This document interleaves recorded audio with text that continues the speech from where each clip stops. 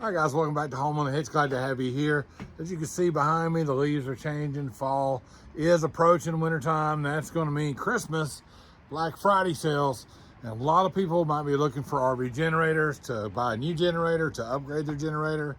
So if that's you, join us today. We're going to talk about some things that you need to be paying attention to when you're looking at these generators, because there's a lot of stuff out there and there's a lot of questions you need to answer to make sure you buy the right generator for you. So let's get started. There's a lot of questions to answer when you're looking at buying a generator, and one of the most important things you can do is answer this question first, and that is, what are you going to be using your generator for? How are you going to be using it?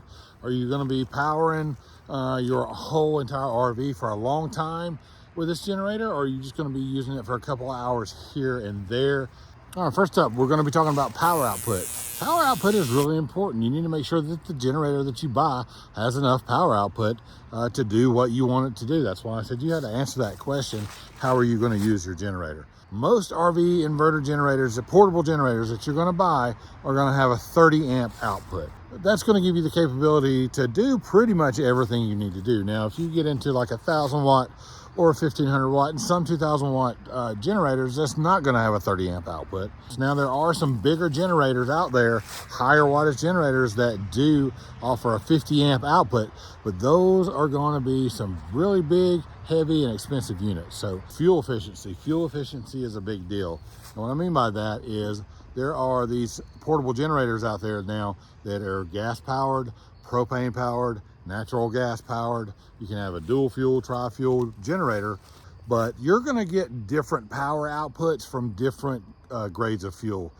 Your gasoline is going to give you the most power output, and that's you may have a 3,000 watt inverter generator with gasoline that only puts out 2,600 watts if you're running it on propane or natural gas. So you need to be aware of that. You need to know what your generator that you're looking at is going to power on each of those fuels if you intend on using propane or natural gas or gasoline only. How are you going to use it? That goes back to the first question. I think it's a good idea to have a dual fuel generator. We do not, but we primarily run on gasoline. The propane lasts longer, but it doesn't have quite the power output. So there's pros and cons to everything, and you just have to keep that in mind. But fuel efficiency is a big one. Noise level and decibels. Noise level is a huge one. Please, for the love of all things sacred, don't go out and buy an open frame construction generator and take it to the campground. Your neighbors are gonna hate you. Those things scream. Now, keep in mind when you're searching on these inverter generators, inverter generator is gonna be your quietest option. We all know Honda is the quietest option out there. If you've never listened to one, stand next to one and you won't doubt it anymore. They are, but they are also the most expensive, I think, out there. Just as a rule of thumb, a whisper is 30 decibels.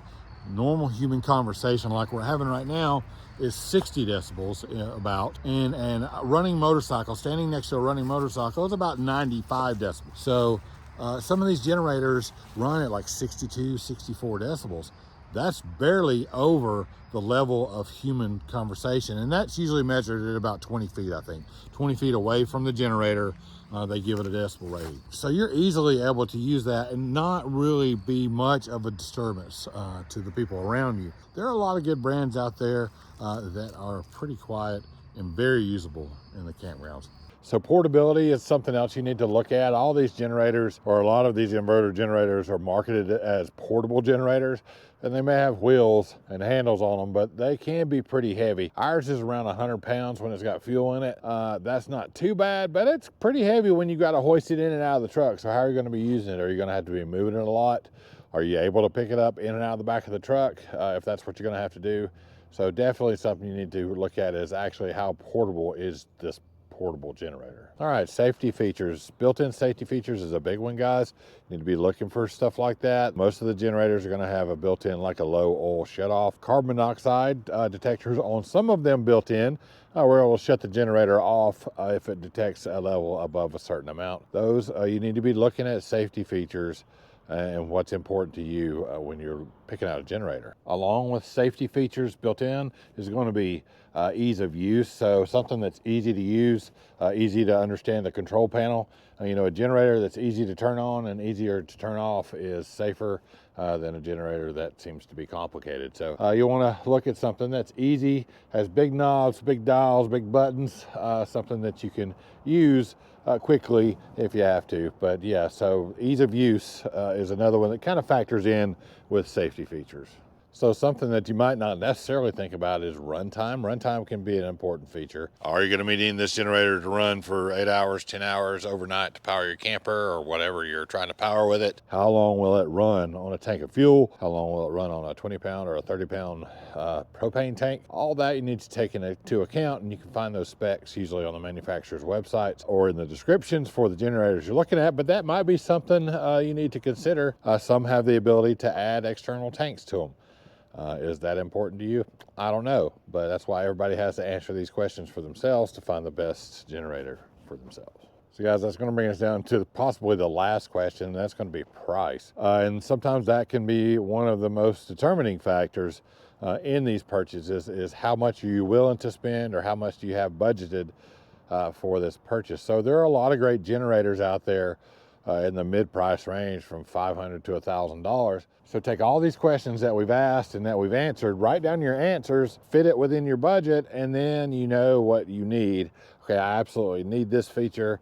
I'd like to have this feature, and fit it in your budget. And then you can go shopping, and hopefully this video and these questions, having these questions answered for you, is going to help you make an educated choice, and you got a better chance at being satisfied with your purchase overall and getting a generator that's going to function and do what you need it to do.